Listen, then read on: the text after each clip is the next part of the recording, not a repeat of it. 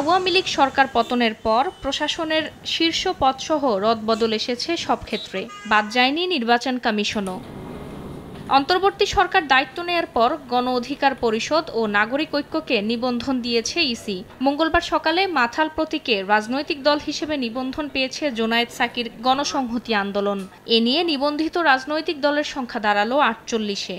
একাদশ সংসদ নির্বাচনের আগে তৎকালীন নির্বাচন কমিশনে নিবন্ধনের জন্য আবেদন করে দলটি, তবে না দেয়ায় এক পর্যায়ে তা আদালতে গড়ায়। হাবিবুল আওয়ালের নেতৃত্বে সেই নির্বাচন কমিশনেও আমরা দেখলাম যে তারা আমাদেরকে নিবন্ধন দেওয়ার আদেশ বাস্তবায়নের বদলে হাইকোর্টে চলে গেলেন এবং সেখানে আপিল বিভাগের চেম্বার জাজের কাছে গিয়ে হাইকোর্টের যে আমাদের পক্ষে যে আদেশ সেটা স্থগিত করার জন্য মহামান্য আদালতের আদেশ, কমিশনের অনুমোদন এবং আইন কানুনের ভিত্তিতে সমস্ত কিছু কমপ্লিট করে আমরা তাদেরকে আজকে নিবন্ধন যে সার্টিফিকেট সেটা আমরা রেজিস্ট্রেশনের সার্টিফিকেটটা আমরা দিয়েছি।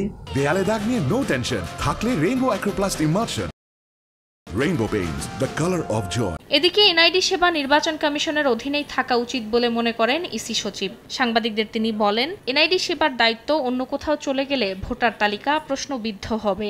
এনআইডির যে সম্পূর্ণ তথ্য ভাণ্ডার কিন্তু আমাদের কাছে আছে এবং এটা একটা খুবই সেন্সিটিভ এবং এটা সাংবিধানিক প্রতিষ্ঠানের কাছে এটি কম্পারেটিভলি আমাদের কাছে মনে হয়েছে এটা বেশি সুরক্ষিত। ইসি সচিব জানান, এনআইডি সেবা আরও সহজ করতে কাজ শুরু করেছে নির্বাচন কমিশন। ফারজানা আক্তার, সময় সংবাদ, ঢাকা।